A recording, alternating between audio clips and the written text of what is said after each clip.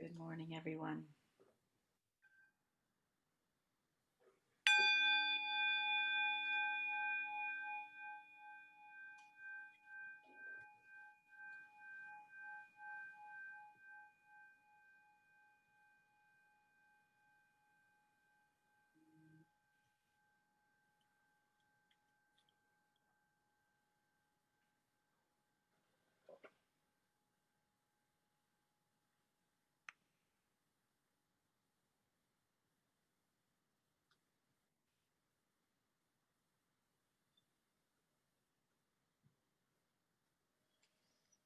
Good morning, everyone, and welcome to the Boulder Valley Unitarian Universalist Fellowship. I'm Reverend Lydia Ferrante Roseberry. I'm the minister of this congregation, and I'm joined today by Service Associate Larry Laverdure, Tad Koryeth and Emily Jaworski Koryeth providing music, and of course our marvelous tech ushers who are mostly behind the scenes, Mary Stagpole, Deborah Mensch, and Cameron Wise, and they do a lot of work to help our services run smoothly. I'm so grateful for them. The most important people to mention, of course, are you. You are this fellowship. You create this beloved community which gathers in the name of goodness and justice and love to bring in a more beautiful world. So as I say our welcome words today, I invite you to shift into gallery mode if you haven't already done so, and scroll through the screens so you can experience the lovely diversity of this congregation, because without it and without you, there really would be no us. You are all welcome here today. In all the beauty of languages, cultures, skin tones, shapes, and sizes that come together in your uniqueness, you are welcome here. In all the ways you express and experience gender, you are welcome here. In the beauty that is who you love and how you love, you are welcome here. Christian, pagan, humanist, Jew, Buddhist, mystic, Muslim, Unitarian, Universalist, with all of the traditions that inform your spiritual life, you are welcome here today. And no matter how long you are away, nor how soon until you return, you are welcome here. Whether you come with laughter in your heart today or tears, we welcome you.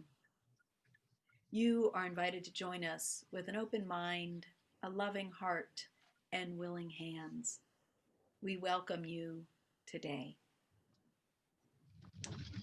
As usual, I have a few announcements this morning. The first one is an exciting technological advance. We now have live captioning available on Zoom. You can use the CC button at the bottom of your Zoom window to turn the captions on or off. You may find that they pop up again after pieces of music, but you can turn them off again. If you're using Zoom on a smartphone, captions are always on as far as we can tell so far. And we hope you enjoy this new accessibility feature. Today, immediately following the service, everyone is invited to stay here in this Zoom room for a congregational meeting where you will be asked to affirm our justice focus and initiatives for 2021. The Committee on Shared Ministries, along with the Social Justice Council and me, are looking forward to more targeted justice work and building deeper relationships with community organizations that are most impacted by the injustices we see in our world today. Please come today to hear about this work and how you can lend your support. On Thursday, this coming Thursday, December 10th at 7, we'll be having our annual When Hope is Hard to Find service. We do that in acknowledgement that for many, the month of December is anything but jolly. And especially this year with the multitude of losses brought on by our increasing awareness of systemic racism, and of course by the pandemic, our sense of being unsettled may be compounded. So everyone is invited to join me and Service Associate Scott Yeomans and Music Director Tad Koryeth for this service Thursday evening at 7. It will be on this Sunday service Zoom room.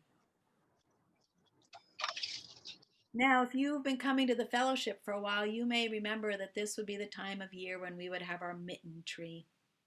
Our mitten tree for the Emergency Family Assistance Association, or EFA, has been changed to a canned food drive to meet the growing food insecurity that has accompanied these difficult times. So you'll be able to drop off items at the fellowship outside starting next Saturday, December 12th through December 18th, and you can see Connections Weekly for more details. Then on December 13th, next Sunday, from 4 to 5:30 p.m., Ingrid Encalada La Torre is hosting a virtual concert to commemorate her, I believe it's her 4th year living in sanctuary. We will have musicians from all over the United States performing. And the goal for this concert is to raise $3,000 for the personal expenses Ingrid will have to have during this holiday season, as well as to help with ongoing legal expenses she has. The link for that is going into the chat. And if you do register, you'll get a Zoom link for the event by email on the morning of the concert. If you can't attend the concert but would like to support Ingrid and her family, Ann Morrill has started a GoFundMe for Ingrid. The link is going into the chat now, too. If you're new here, we are glad you found us and hope that in this virtual community, you can experience the love and the warmth of this congregation. Each Sunday is different here, so please come back a few times to really get to know us. And if you'd like to get better connected, next week on the 13th, one of the breakout rooms will be a chat with me, and I hope many of you newcomers will choose to join in that chat. It's just a way for us to get to know each other a little better. And right now, you can also see the chat window for the links to our first-time visitors page, or email your information to the office manager, Carol, so that she can get you connected up with our Connections Weekly, which goes out with information about the fellowship every week. Her information and how to connect via our website are going into the chat right now. And finally, if there is anybody who's new who would like to introduce yourself in the chat, please do, because we just love to know who is among us. And now, if you have a chalice or a candle at home, you can light it with me as I light our fellowship chalice. And so we know where all our chalices are. Please write in the chat, chalice lit in, and then, of course, the name of your town. Say the words along with me as I light our chalice. I'll go slowly so you can follow along.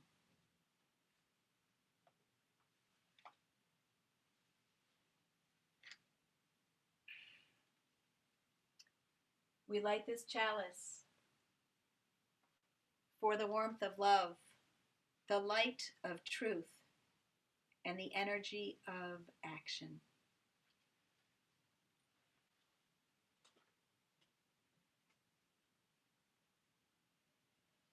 And now I'll sing our bowl again, inviting you to draw deeper into the present moment and this beloved community. Following the bowl, we'll share a few minutes of silence together.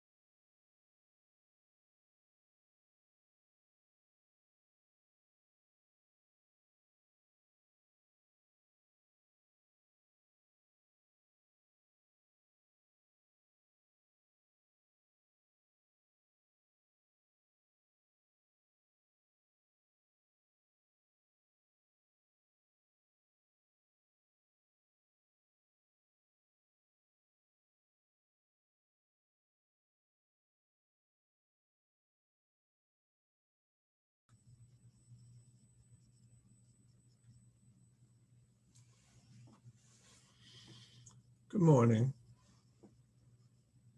In my first participation with the pandemic, the polio pandemic, my role was to survive with the help of the then equivalent of what is now referred to as an ICU. For 21 days, I was on intimate terms with forever, slipping in and out of a coma, fed by an IV drip, and my airway constantly monitored and cleared by dedicated medical staff. I'm eternally grateful for that care.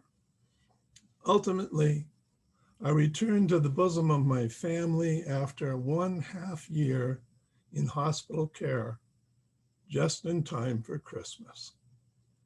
My present that year was being able to stand and walk.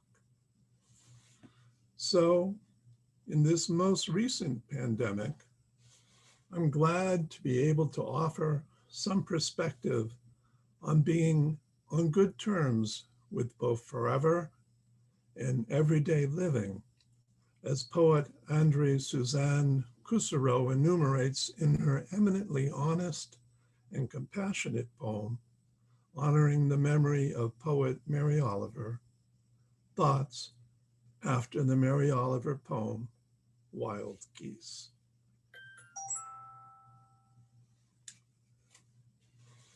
You don't have to become totally Zen. You do not have to use this isolation to make your marriage better, your body slimmer, your children more creative. You do not have to maximize its benefits by using this time to work even more. Write the best-selling Corona diaries, or preach the gospel of Zoom. You only have to let the soft animal of your body unlearn everything capitalism has taught you. For instance, that you are nothing if not productive, that consumption equals happiness, that the most important unit is the single self, that you are at your best when you resemble an efficient machine. Tell me about your fictions, the ones you've been sold, the ones you sheepishly sell others, and I will tell you mine. Meanwhile, the world as we know it is crumbling. Meanwhile, the virus is moving over the hills, suburbs, cities, farms, and trailer parks. Meanwhile, the news barks at you, harsh and addicting, until the push of the remote leaves a dead quiet behind. A loneliness that hums as the heart anchors. Meanwhile, a new paradigm is composing itself in our minds, could birth at any moment if we clear some space from the same tired hegemonies. Remember, you are allowed to be still as the white birch, stunned by what you see, uselessly shedding your coils of paper skins because it gives you something to do. Meanwhile, on top of everything else you're facing, do not let capitalism co-opt this moment, laying its whistles and train tracks across your weary heart. even if your life looks nothing like the Sabbath, your stress boa constricting your chest, know that your antsy kids, your terror, your shifting moods, your need for a drink that have every right to be here and are no less sacred than a yoga class. Whoever you are, no matter how broken, the world still has a place for you.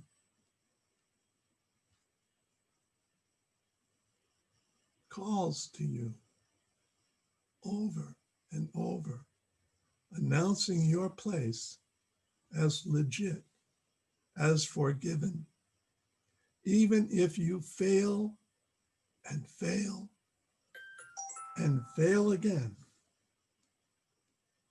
Remind yourself over and over.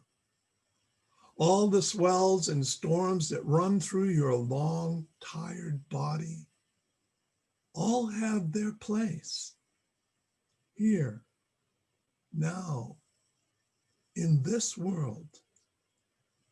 It is your birthright to be held deeply, warmly in the family of things.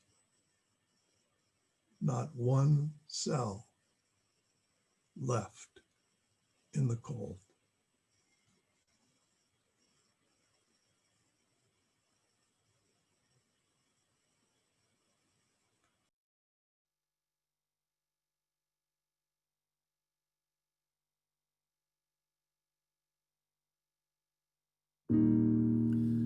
All this joy,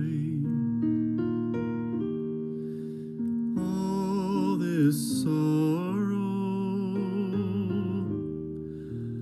all this promise, all this pain, such is life, such is being, such is spirit, such is love, city of joy, city of sorrow, city of promise, city of pain, such is life, such is being, such is spirit, such is love, world of joy, world of sorrow, world of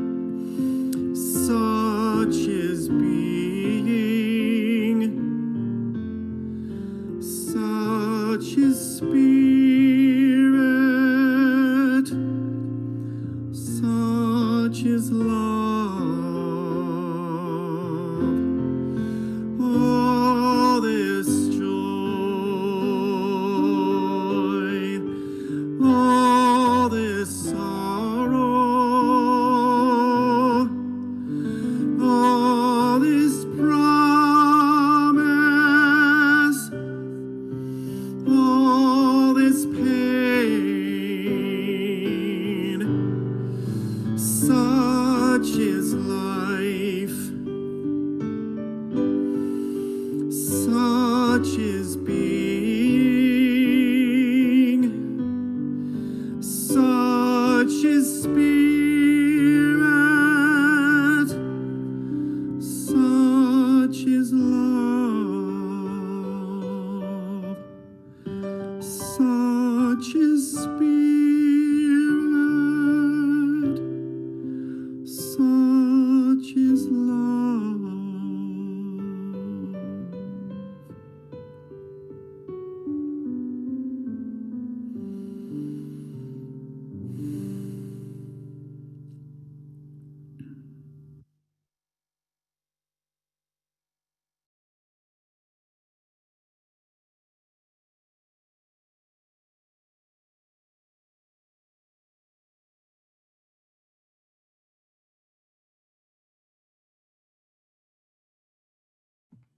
Lydia, you're muted.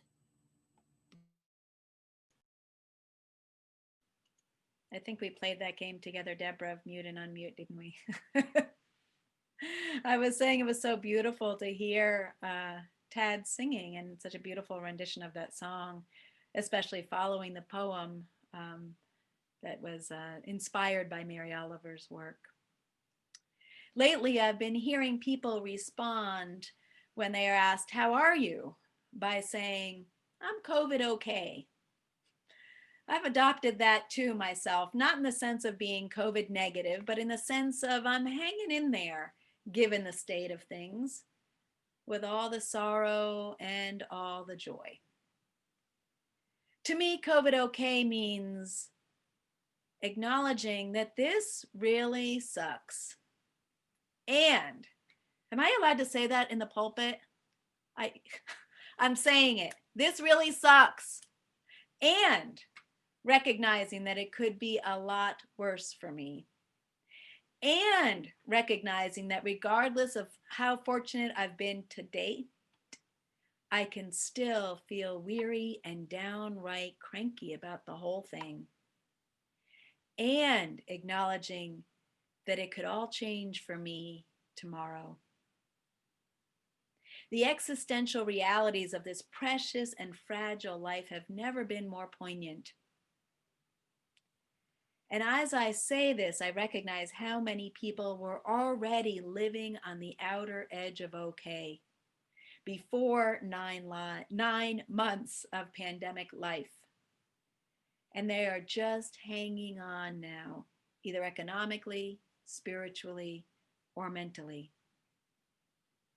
I say this realizing that for so many people, the darker days, or what can feel like the fabricated cheer of the holiday season, already bring them down without the forced physical isolation of the pandemic. So for those of you who are extra weary, those who are struggling to get out of bed these days, or to not take that drink, or not rely on those pills any longer, or to keep those thoughts of self-harm at bay. For those of you suffering as you always do, but perhaps even more acutely with seasonal depression, I'm glad you made it here today. And I never underestimate what that might have taken. Look around you. You may even put yourself in gallery mode again if you like. Look around you and know that you are not alone. Just as you may be trying to show up with a veneer of COVID okay, others may be as well. Others are struggling inside their tiny boxes, while some of us here have more to offer today. Know that here you may be held deeply, warmly in this very imperfect but loving community. And here you may be part of the family of things, just as you are. Our neighborhood connectors and lay pastoral care associates will be calling folks again this month to check in and keep those connections strong. As challenging as it may be to do so when you feel weary, please don't hesitate to reach out yourself if you need support. Our intern minister, Lisa, and I are here for you as are our lay pastoral care associates. And our emails and phone numbers are going into the chat right now. So please remember, this community is here for you, whether or not you're feeling COVID okay. Now, this month, we're playing around with the Soul Matters theme of stillness, which was chosen last year and may seem sadly ironic in our almost shut down lives. Way back in 2018, which is kind of a lifetime ago, physician and writer Alan Lightman wrote in a book called In Praise of Wasting Time. He wrote this: what if we designated half of our waking hours for quiet reflection? He's taking a page from fellow scientist writer E.O. Wilson, who in 2016 proposed that in order to save the Earth, half of the Earth's surface be designated and protected as conservation land. Half of the Earth's surface. Half of our waking hours. Wow, it seems impossible. Both of these propositions come from a desire to quell capitalism's capacity to devour everything in its midst, from our land to our time to our very minds. Lightman writes, the destruction of our inner selves via the wired world is an even more recent and more subtle phenomena than global climate change. The loss of slowness, of time for reflection and contemplation, of privacy and solitude, of silence, of the ability to sit quietly in a chair for 15 minutes without external stimulation. All have happened quickly and almost invisibly. 150 years ago, telephones didn't exist. 50 years ago, the internet didn't exist. And 25 years ago, Google didn't exist. The situation is dire, he writes. Just as with global warming, we may already be near the point of no return. Invisibly, almost without notice, we are losing ourselves. We are losing our ability to know who we are and what is important to us. We are creating a global machine in which each of us is a mindless and reflexive cog, relentlessly driven by the speed, noise, and artificial urgency of the wired world. Now, these words caught my attention precisely because they were written in the pre-pandemic world of 2018. So much has changed in these few short months. Many of us today would be far more isolated and out of touch with ourselves and each other without our wired world. So I question whether it's quite the technology. The technology certainly doesn't help, but I also see technology as friend as well as foe. And yet, the truth of these words stings. I see in myself and in the world around me how the unconscious habituated drive that equates busyness with self-worth is alive and well even in this pandemic. Though somewhere I know that deep inside us, we know that it is in the end soul deadening, no matter how worthy the causes we devote ourselves to. This pace that we have been conditioned to respond to is not the pace of the soul. Now, in the pre-pandemic world, I rushed around a lot, driving at least one child to school and back each day, along with after-school classes and appointments, and my own meetings from morning till night, which only increased when we moved out of our building in 2019, because those meetings ranged from Lafayette coffee shops to our Longmont office to Fraser Meadows. During the first few months of the pandemic, with election season crescendoing up, I traded that frenetic rushing around with frenetic screen time, learning the intricacies of Zoom and addicted to my news feeds as global anxiety rose. Now, over time, the pandemic has gifted me with replacing those many hours in my car with a more contemplative start to my morning and an afternoon yoga practice.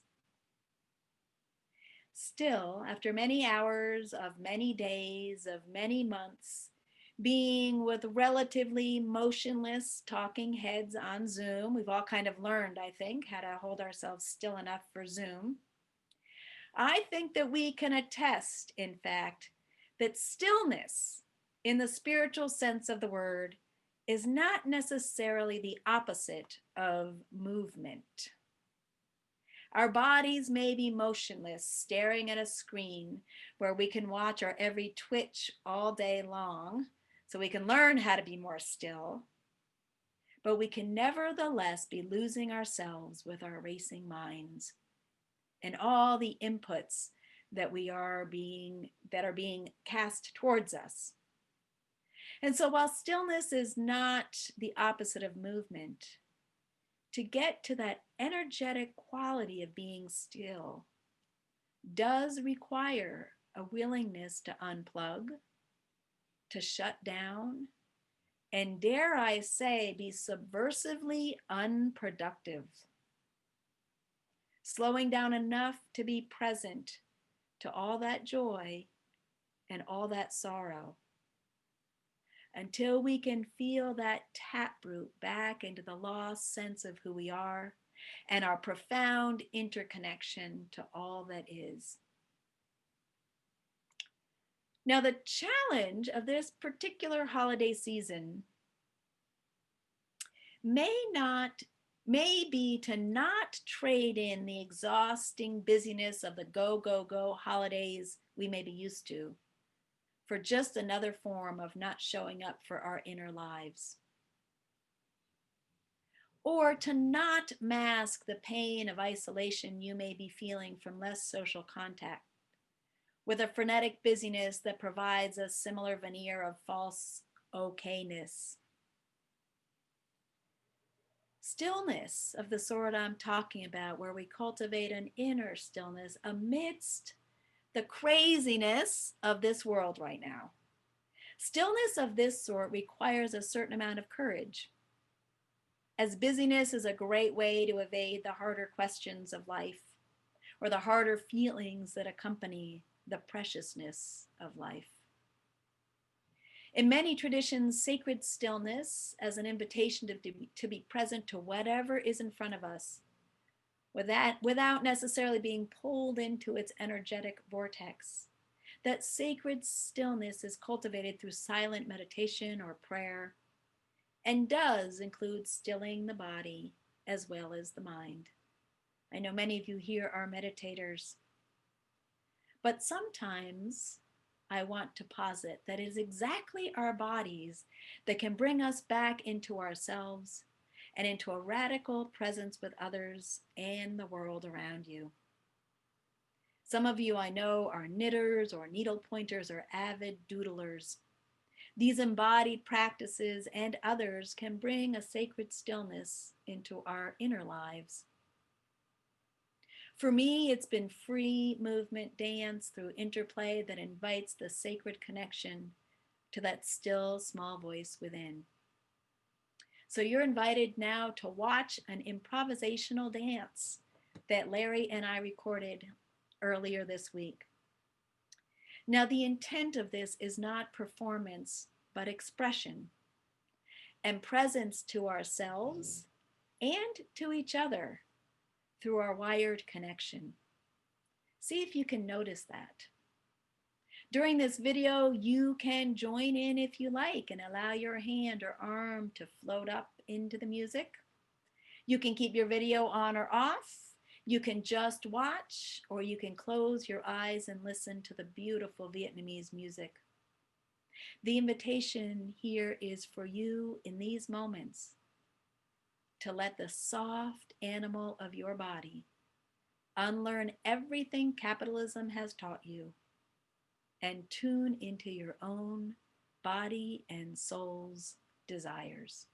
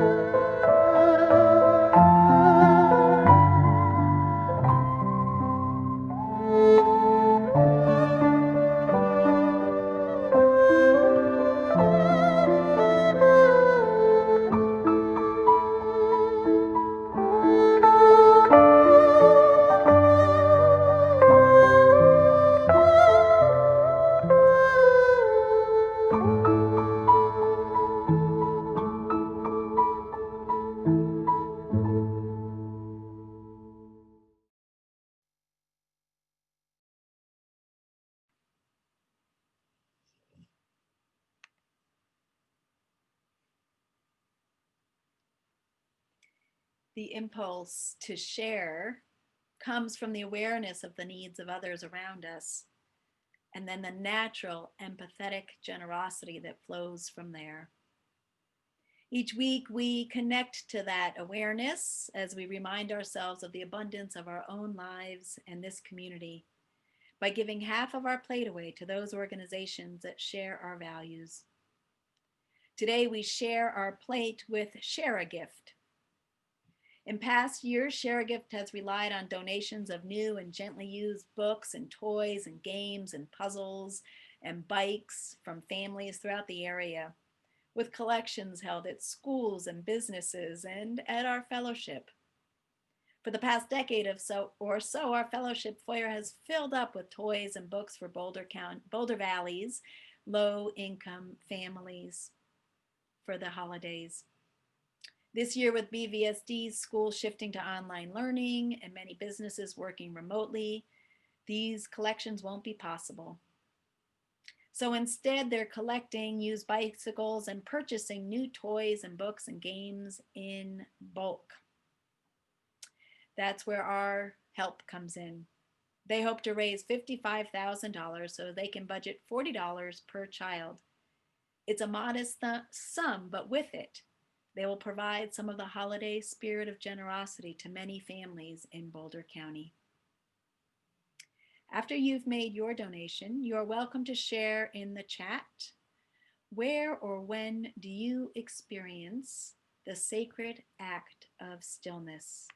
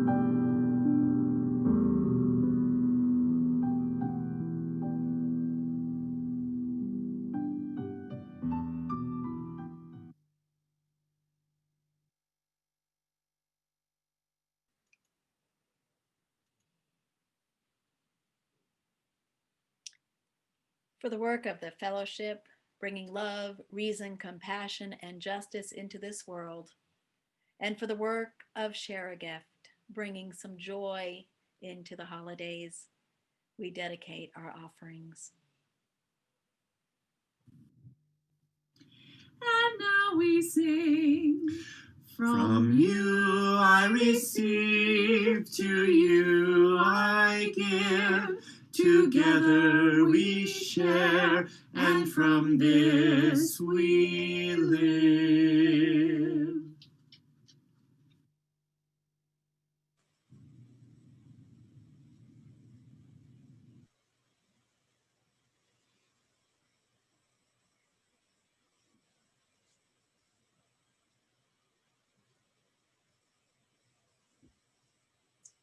In his 2018 outstanding natural history book, The Song of Trees, author David Haskell sets out to hear the songs of 12 trees located around the world.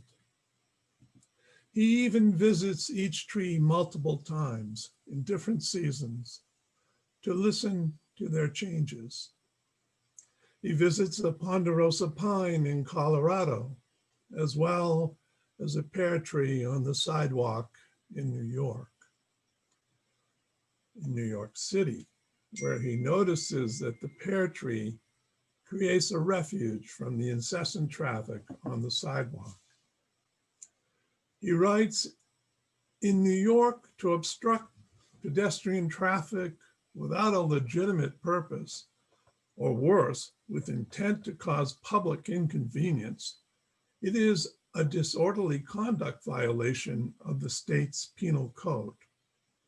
The penalty for such transgression may include a 15-day stay inside the famous Rikers Island facilities, although maybe it's infamous. Most people get off with a fine and community service. Of course, in a city, to walk or stand on a sidewalk is to obstruct someone. And so the law can serve as one strand of a net where police may stop anyone at any time. Street trees are in perpetual violation. Obstructionists all maintaining, as Howard Nemerov observed, comprehensive silence about intent and purpose. Like the trees, contemplative humans are scofflaws. To attend without purpose is disorderly. To stop moving is a violation.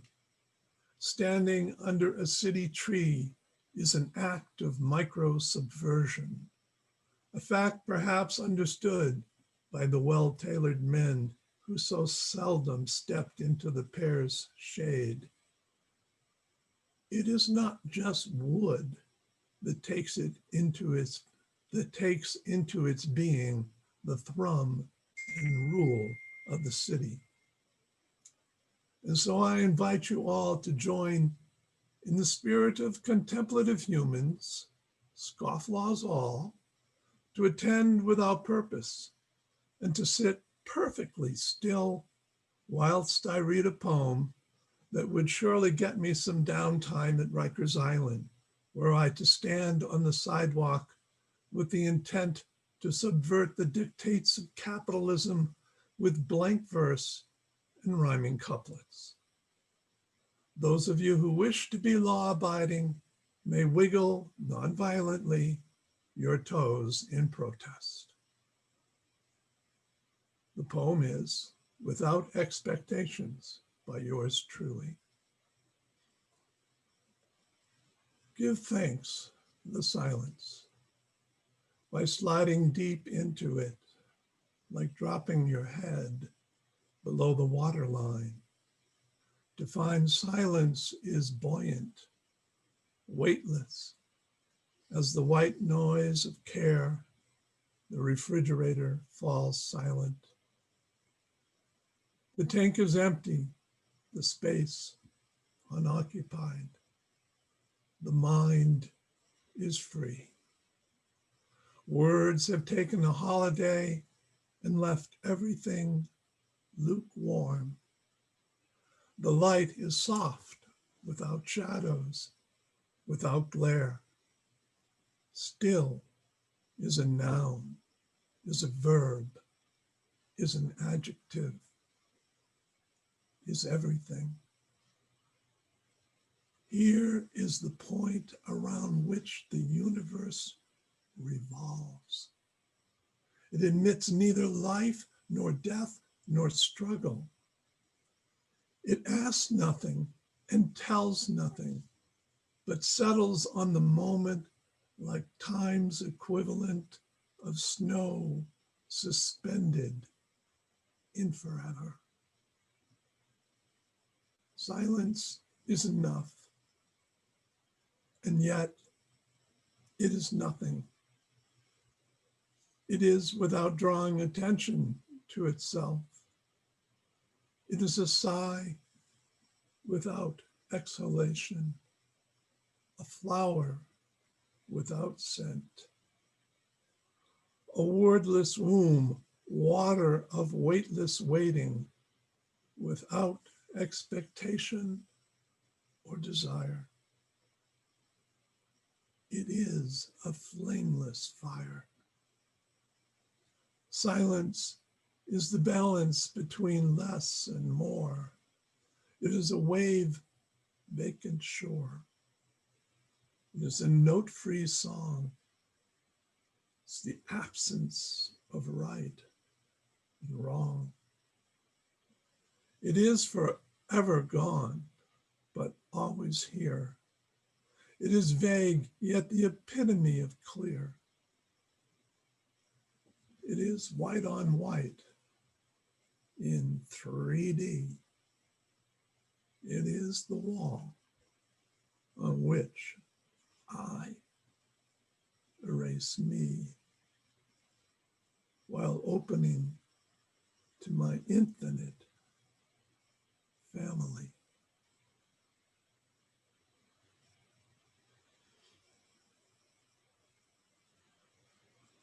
And now invite you into a period of 2 minutes of silence.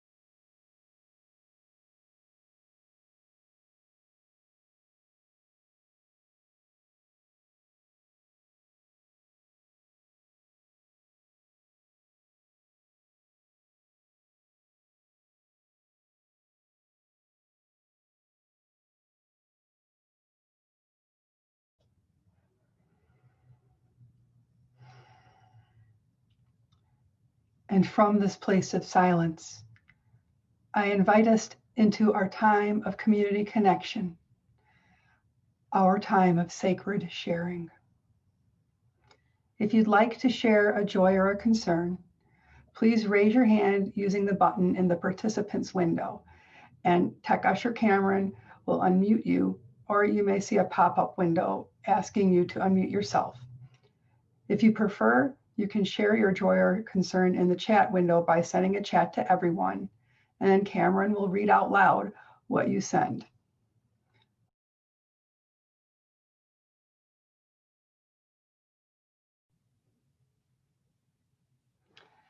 Beloveds, in this time of COVID okay, May we remember the gifts that we still have of grace and community, joys of new life, of people coming home that we haven't seen for a long time. May those joys help carry us in the times of our sorrows, of watching people suffer and die because of a pandemic, because of other losses, known, maybe unspoken.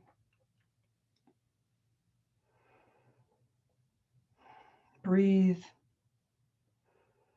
Take a moment to feel the gravity try to pull you down into the earth and support you. Feel supported as you settle into your chair or bed or floor, whatever. Whether you enjoy your stillness in nature, outdoors, or indoors with coffee, or with fiber, or with a book. May grace and beauty and love surround you and envelop you and keep you safe. Blessed be.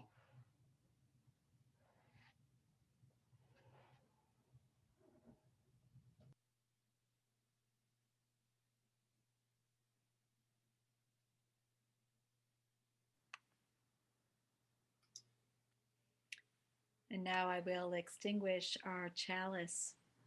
And you can join me in those words.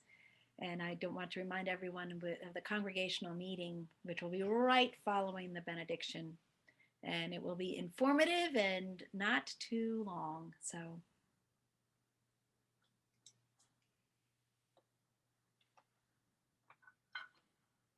we extinguish this chalice, but not the warmth of love, the light of truth, nor the energy of action.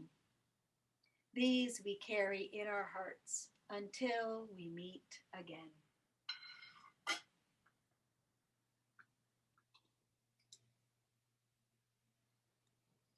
Beloveds, let us imagine stillness as a friend, an invitation to come back to ourselves. May you enjoy many moments of stillness this season, centering in your own being, grounded and connected in love. Blessed be. Amen. Please stay. Thank you.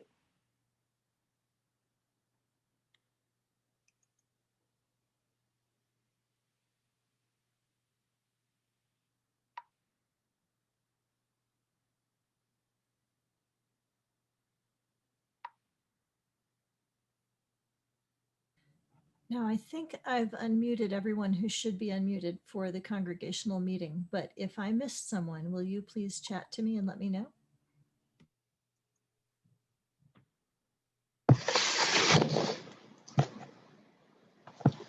I don't mean to unmute you, but I made you co-host so that you can unmute yourself. Thank you. And who's sharing the slides? Which one of us is sharing slides this morning? So I can share it or you can share it, either way, Lydia. I'll do it. Welcome back, everybody, to the congregational meeting. Thank you.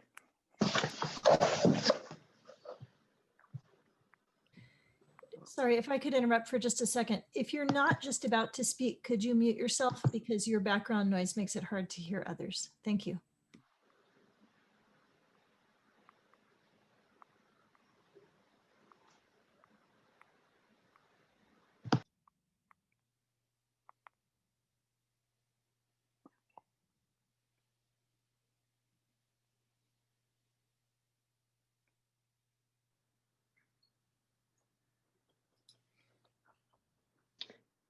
I'm not seeing the slides. You're not? Nope. Oh, I bet I might I think you moved them off the window. Yeah. They're back. There you go. Sorry about that. Just click the present button and they'll get bigger. Thank you, Deborah.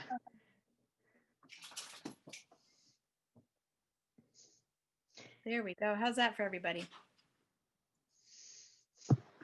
Great. That's good. Are we ready? This is the first of the COSUM slides, I think, just to say hello and welcome.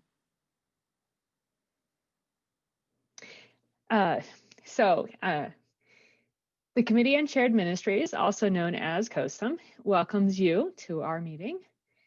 The COSUM, which Clara Kelly and I are co-chairs of, is the leadership body connected to social justice and our other ministries. We are excited to see this meeting come to fruition. By affirming these initiatives, the fellowship is creating a bigger picture to guide us.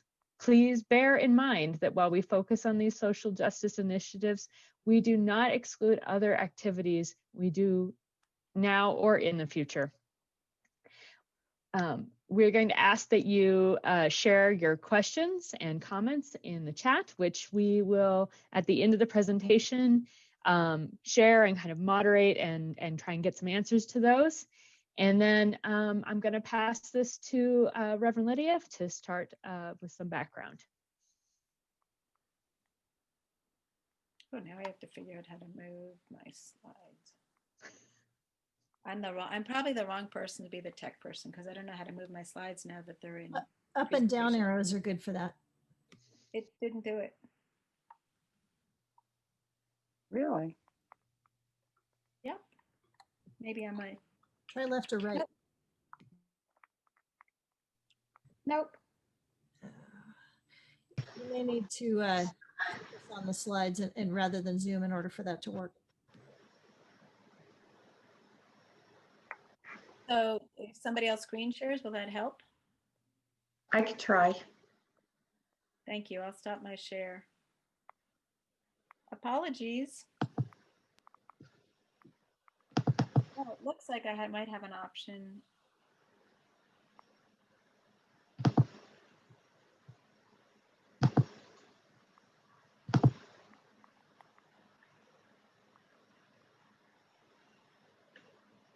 Okay, it looks like it's moving.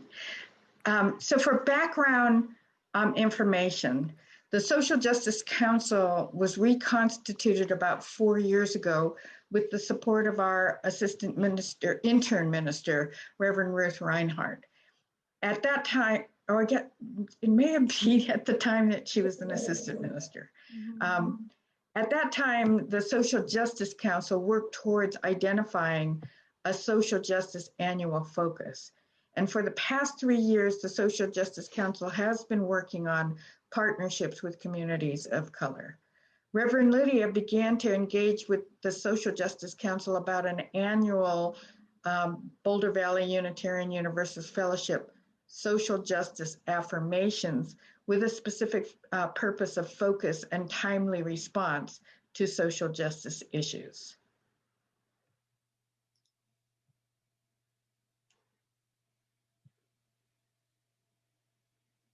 I'll share a little bit about the underpinning for doing these justice initiatives. UUism is a big tent, but it's not without its borders. We actually have some theological grounding that is rooted in not only in our history, but in our faith tradition. And because we are a denomination that we consider ourselves a living tradition, open to to how things change, the contexts change as well. And I want to remind us that justice work is how we live out our theology, but it's not our theology. If it becomes our theology, then we are a secular organization. The rootedness is what makes us a religious organization. Can I have the next slide, please?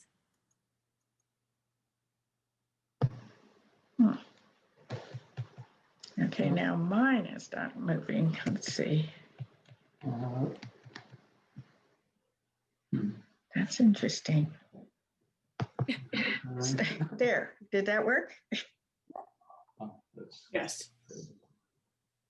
So within Universalism, the historic Universalist heresy that made waves in Universalism was that a loving God would not put anyone to damn anyone to eternal hell. So that led to our first principle of the inherent worth and dignity of all people, and to the calling to address systemic oppression here in this world. And that understanding is evolving from a sense of individual salvation, like here's how, you know, each individual gets is made whole, salvation being made whole, to a sense of collective liberation, that all of us are need to be liberated from the suffering that we experience. So dismantling the patterns of white supremacy culture is a vital part of our work for liberation, whether we are white or a BIPOC person of color. And that means centering the voices from the margins, which is something that Unitarian Universalism has not done very well in our history. Next slide, please, Chris. Okay. For some reason, we seem to have trouble advancing. I'm sorry. I think you have to go, yeah, to that bar that we can all see. Okay. And historic, whoops.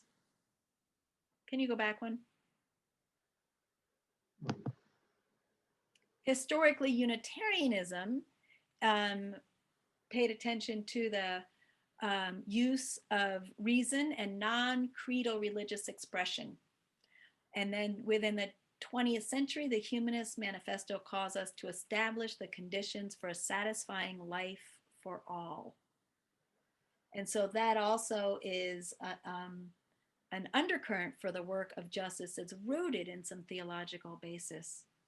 And the evolving understanding is moving from the task of individual cultivation of our highest selves to a task of collective transformation, and a task from moving us from the intellectual castles of which Unitarians in particular were so good at, to sanctuaries for radical truth-telling.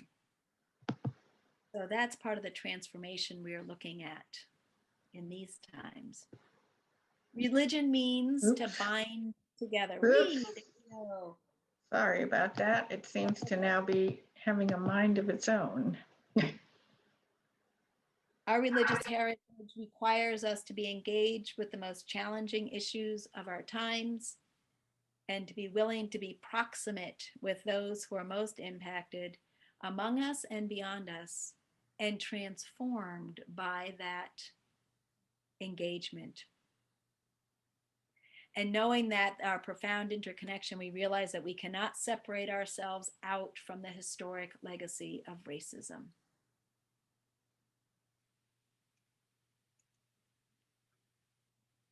So that's some of our background.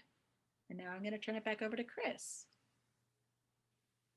for the kind of more recent. Okay.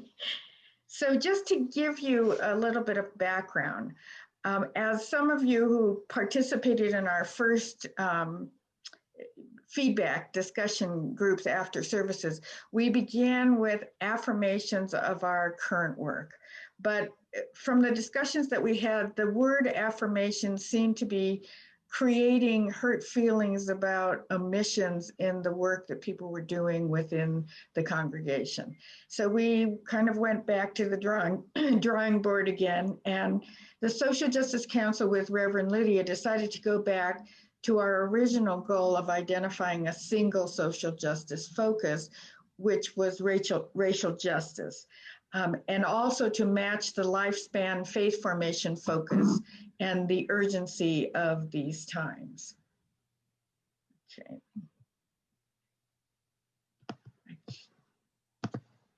We then looked at where there were already social justice task forces engaged in justice work, and the task forces that we have right now currently under the Social Justice Council are the Immigration Task Force, the Eco Justice Task Force, and BVCAN, the mental health work through the Boulder Valley Community Action Network.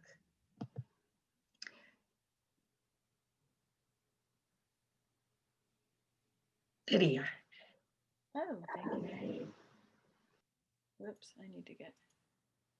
So Bound Together became the theme for the year through lifespan faith formation and the racial justice task force with that real understanding of our profound interconnection with one another.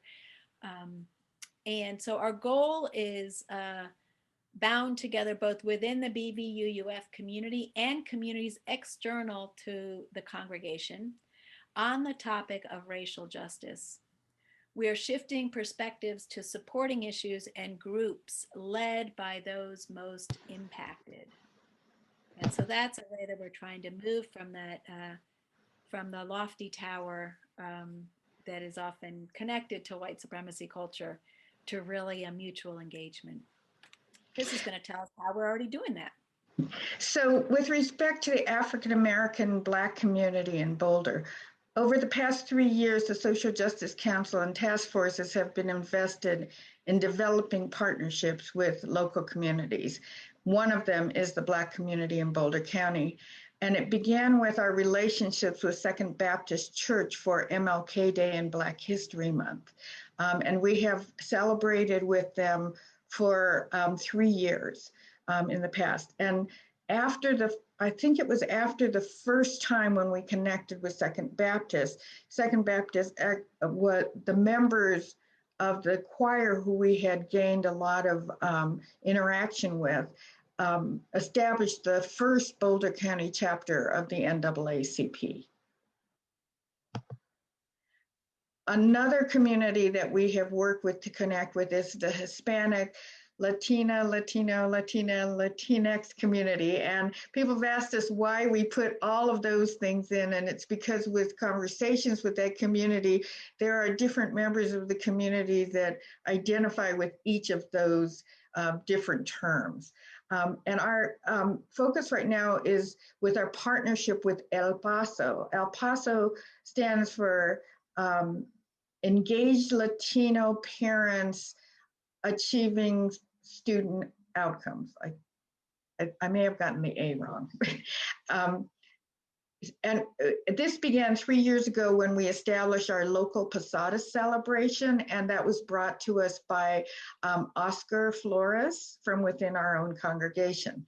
After that, we started offering our building so that parenting classes offered by El Paso could be conducted within our building. And we had a lot of plans to bring the community into our building, and then of course we moved out of the building because of our new building, the construction. And then COVID hit. When we were finally authorized to go back into the building, we couldn't because of the COVID pandemic. But we're hoping that in the future, once our building is open, once we're able to go back in, that we will be able to do more and more collaboration with the community local to us. We're now responding to a request for tutors because of concerns by the families in El Paso that their children are falling behind with online learning. And Pat Boltup sent out a request to everyone, and we've just had an unbelievable response, which we are incredibly grateful for. The third community is through Right Relationship Boulder. And for some of you who have participated in the Indigenous Peoples Day, the first one was to bring the Hinona'e, which they call themselves, home to Boulder. They consider Boulder, when you ask them, what does Boulder mean to you? They all say Boulder's home. And we began, we meaning the Eco Justice Task Force, began participating with Right Relationship Boulder in helping to organize the Indigenous Peoples Day. Since then, we've been working in partnership with the Hinona'e, the Northern and Southern Arapahoes, a little bit less with the Cheyenne in the Northern and Southern Cheyenne, but they are now joining together with Open Space Boulder because of the work of Right Relationship Boulder about the Fort Chambers site, which is about at somewhere around 60th and 70th and Belmont.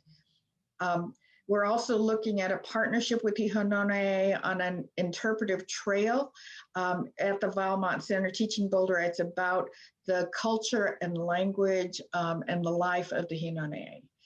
So we also are hoping, because this is something that they've talked about, of getting to know the Hinane through interactions with our particular Boulder Valley Unitarian Universalist Fellowship, probably through Zoom interactions, on book discussion groups such as the Indigenous Peoples History of the U.S., or in exchanges of different culture, of their culture with our cultures.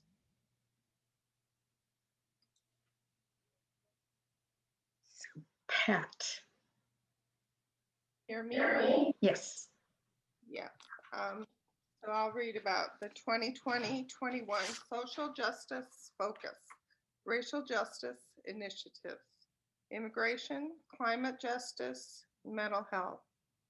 Each includes a theological underpinning, a statement of the world as it is, a collective commitment, a vision, and a contact. Next slide.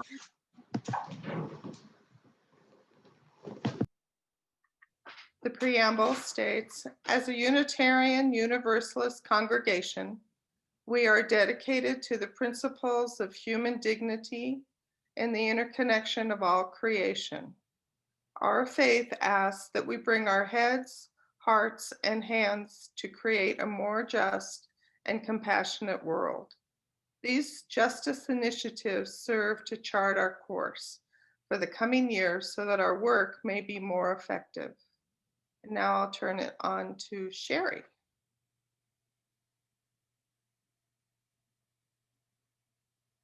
Are you there, Sherry?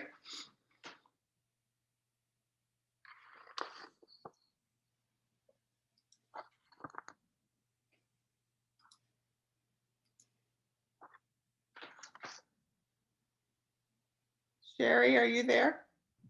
Sherry, you may need to unmute yourself.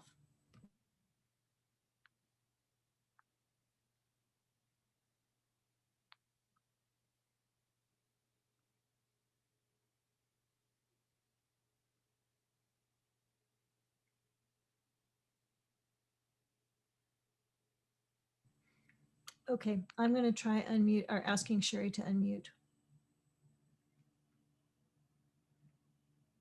Okay, can you hear me now? Yes. Okay, thank you. I'm sorry. I was looking at my slides. Where did I go? There. We are bound together. Racial Justice Congregational Focus. As Unitarian Universalists, we believe in the inherent worth and dignity of all people. We acknowledge we live in a time when Black, Indigenous, and other people of color, BIPOC, and Latino, Latina, Latinx, Latine, Hispanic people are devalued, violated, killed because of systemic racism.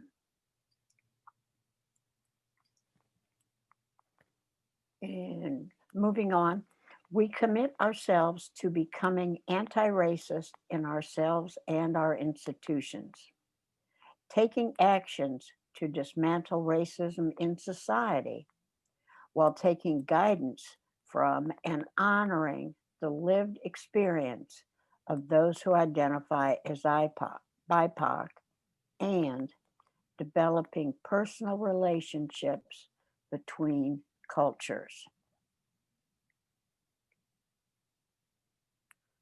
Our vision is to help build a diverse, multicultural, beloved community. If you're interested, want information, have questions, please don't hesitate to contact any of the three of us on the Social Justice Council, Chris, Pat, or myself.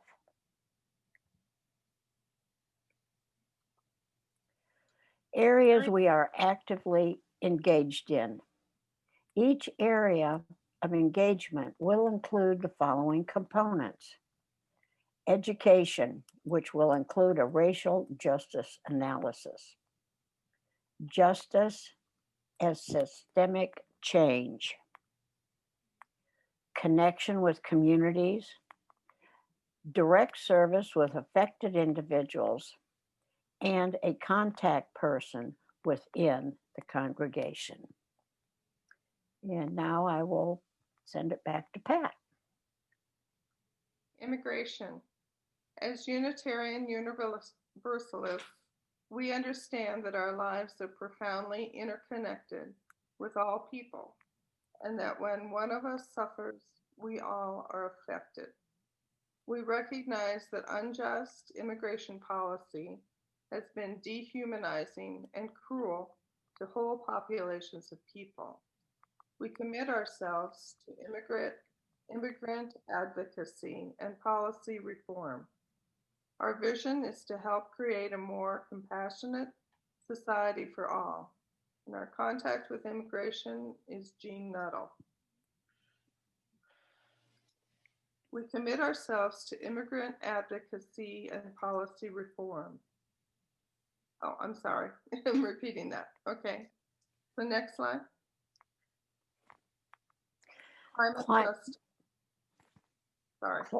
Climate justice.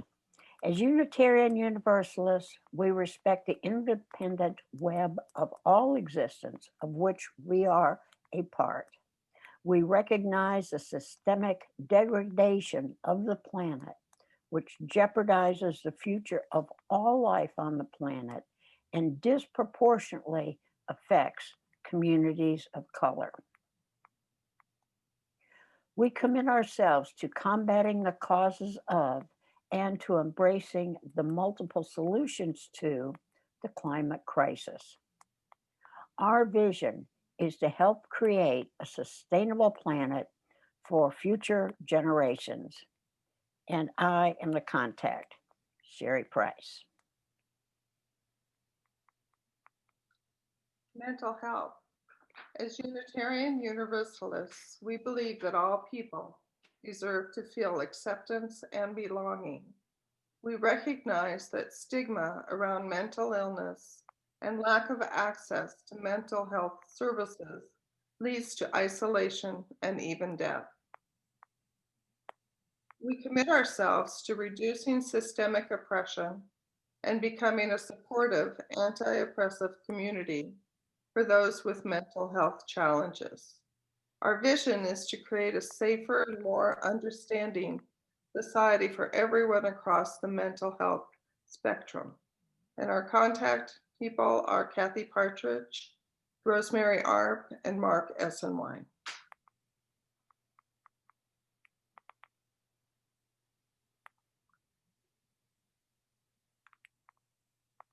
Lydia.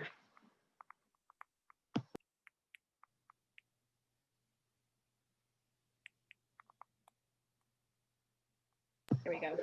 Why these initiatives? The congregational commitments represent the results of our 2019 social justice one-to-one conversations, as well as the areas that we already have active engagement in justice making. And that we do anticipate this other social justice issues may become primary in subsequent years. And we also recognize the intersectionality of issues, and that just because these initiatives are primary, it in no way implies that we won't be working on other things. I also wanted to note that in the chat, Kathy Partridge talked about how BVCAN is connected with Together Colorado, and they're doing statewide racial justice organizing on a variety of issues in addition to the mental health organizing that they do. Chris. So what would confirming these justice initiatives mean? These affirmations, well, actually these initiatives, so affirming these initiatives will guide the social justice activity without excluding other direct service and justice activities in which the congregation is already engaged. And as Reverend Lydia said, there are many different organizations that we are partnered with, such as the NAACP and Right Relationship Boulder, and lots of those, and many, many more, CIRC, and they have a whole list of initiatives that many of our congregational members have participated in.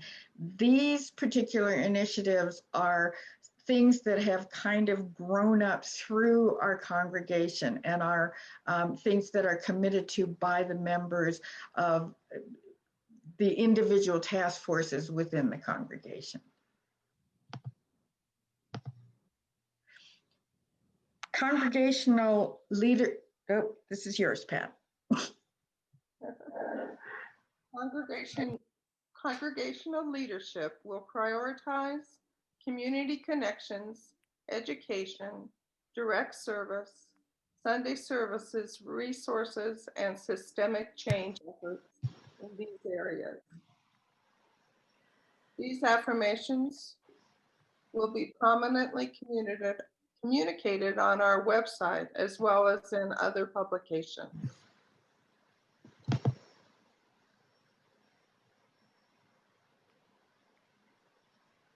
This might the goal is visible to the community and to ensure that anyone who joins us in fellowship can easily put their faith into action in these justice initiatives. All groups working on behalf of these issues must ensure that there are relationships partnered and led by those most affected. Our ministers and leadership on a board, committee, council, or task force can speak on behalf of the congregation in ways that are aligned to these justice initiatives, such as signing letters of support, advocating for the cause, etc. Any such advocacy will require informing the group to which they are accountable, such as either the board, COSM, or their respective councils.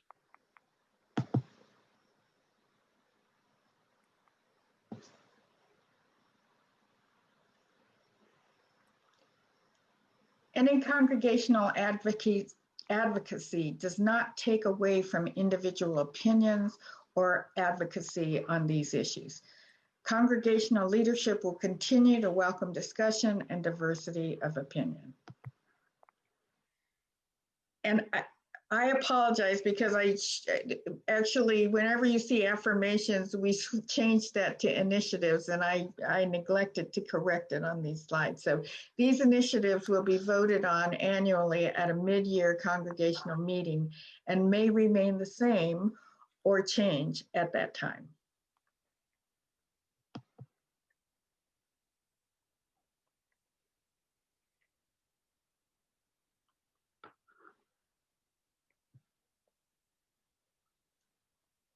Lisa?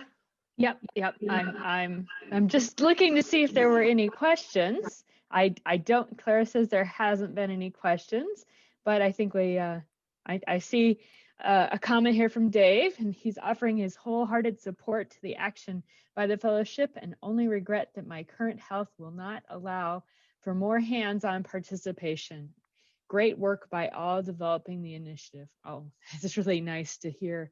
Thank you, Dave.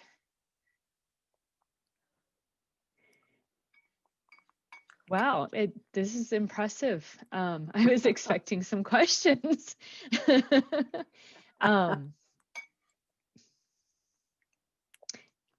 Jordan asked, what do you need from us now? So we're going to be making the process really simple. We're just going to shortly ask for those of us who want to show your support of the affirmations. We're just going to do a raise of hand, a show of hands in Zoom or through your camera, or if you want to be real shy about it and can't find the participant button, we can also have you say yes to chat. So to go into participant mode, and under participant mode, you'll see a that way it will give us a calculation. For those of you who have more than one member in your household and you would like to have that person vote, you can only submit one vote versus via the yes, no. But the second vote you can put in the chat, and Sherry and Pat, would you count up the number of people in the chat?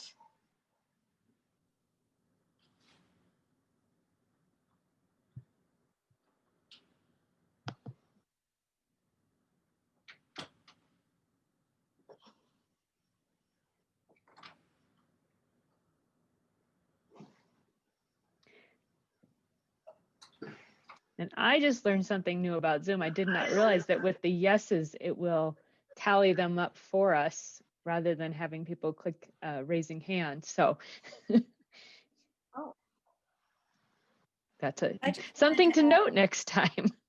wanted to add that there were a few more comments that people had, comments and some questions. So this could be a place where we provide more clarity. Yes, let's see here.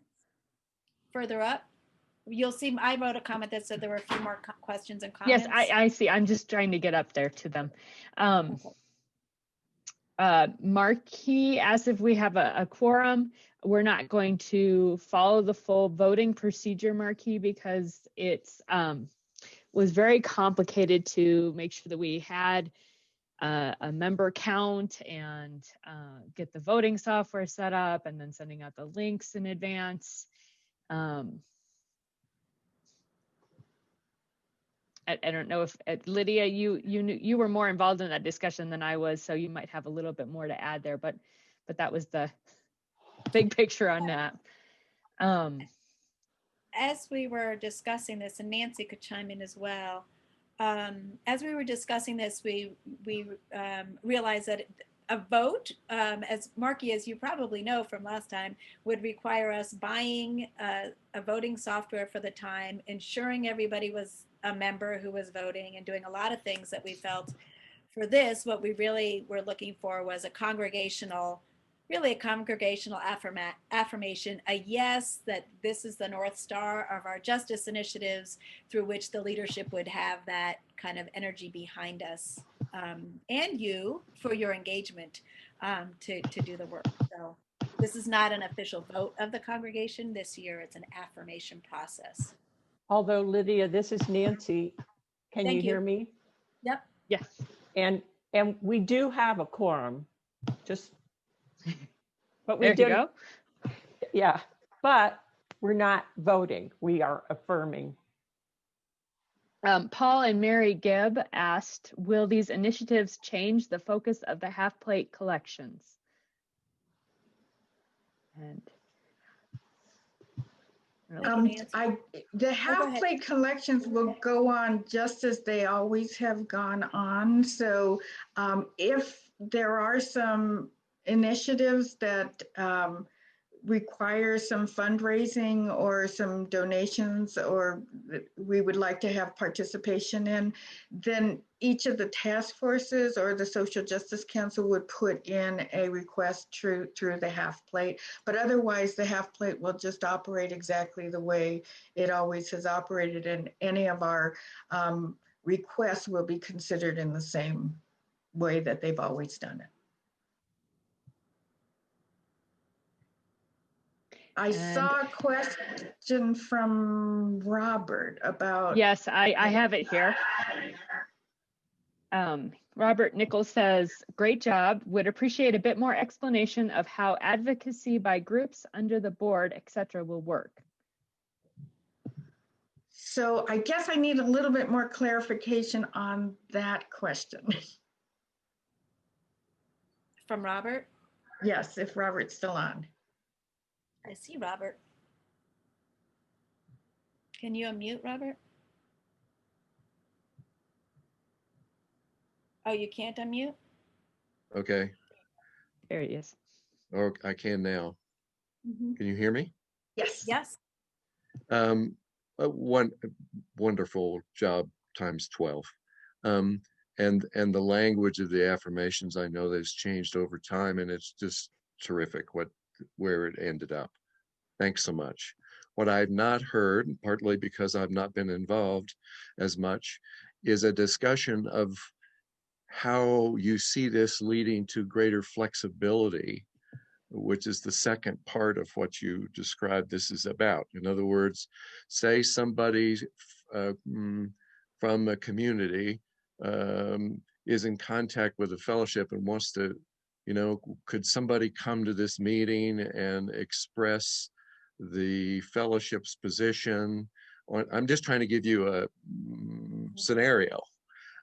In the past, I know there were difficulties because there was concern whether or not the minister had to appear, who was definitely speaking for everybody, or be approved by the board or somebody else.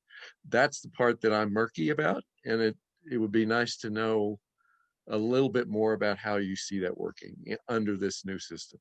So for what the way we would see that working is that the Immigration Task Force, at the BVCAN, the Echo Justice on issues that are related to what the work that they're doing, if they are called upon to support an initiative, and the task force agrees that that's what they want to do, then they can just go forth and do it. And then Social Justice Council. So racial justice is a little bit different because we decided not to have a task force on racial justice. And the reason for that is that the feedback from our task forces was that each one of them are doing racial justice work. And so by putting a separate task force, we're kind of separating out the work of racial justice when the goal is really to infuse it throughout the congregation, which is really what's been happening through the social justice work.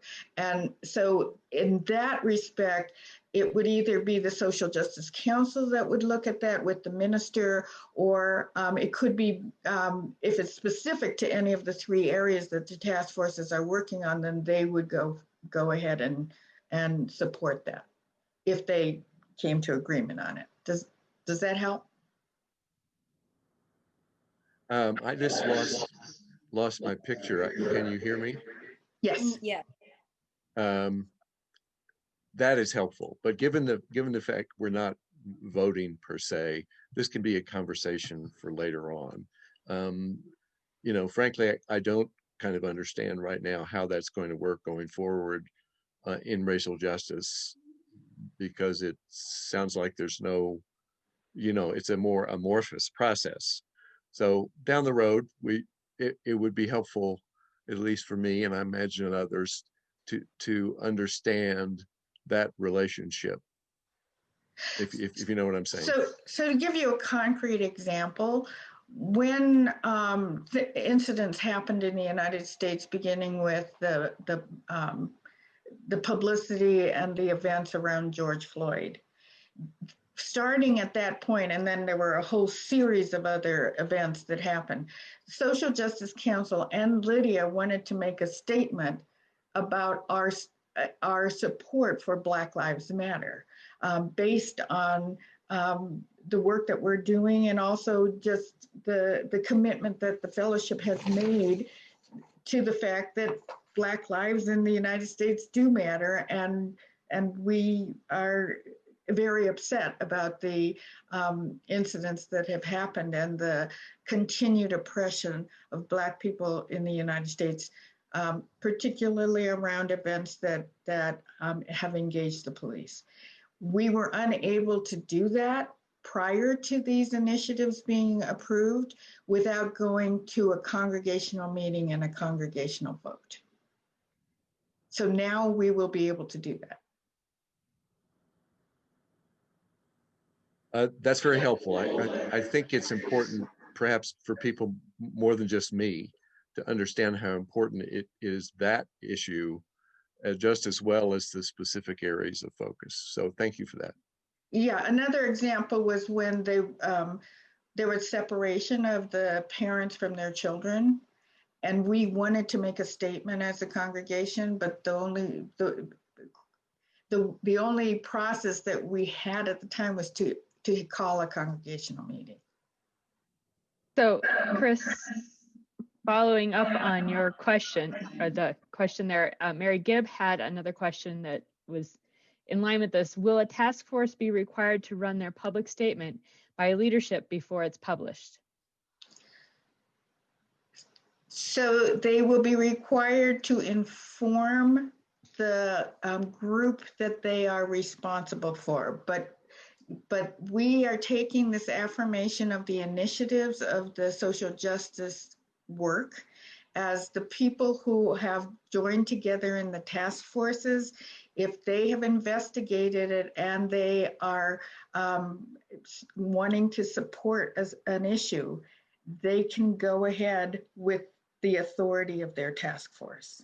But we are asking them to then inform the hierarchy above them. So in most cases, it would be Social Justice Council and COSM.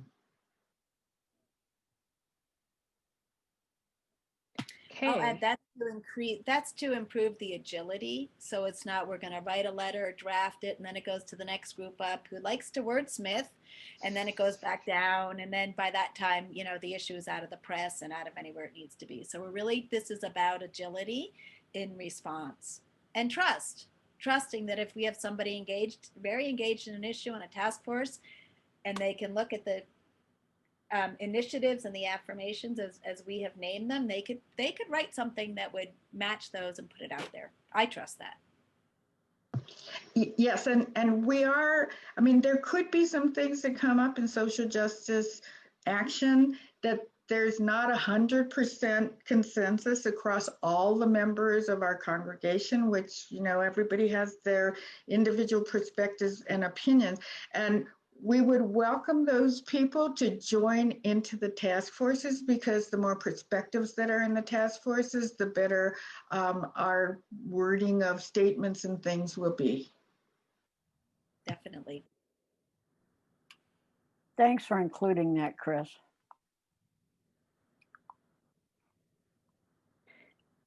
Well, it's been really moving to see everybody's support.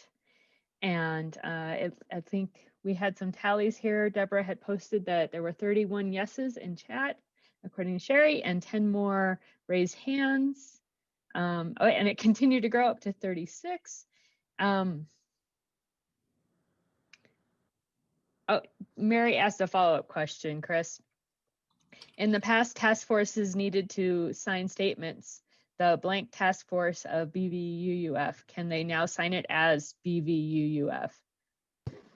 Oh, and Lydia's answered yes. Yes.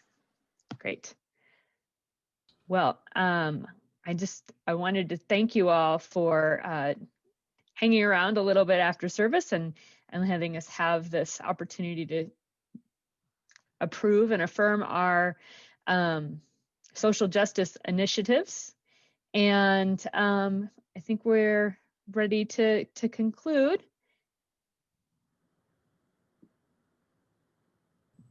Does someone have a concluding statement, or does that mean you're ready for the No, we're going to share the song Fire of Commitment. All right. And I'll set up to share that. Could whoever's Thank you, sharing their Deborah. screen stop, please? And I'll just let people know that if anybody's not zoomed out and wants some conversation after this, I will hang around to set up some coffee hour rooms. So I need just a moment to get this going. Enjoy. Oh, shoot.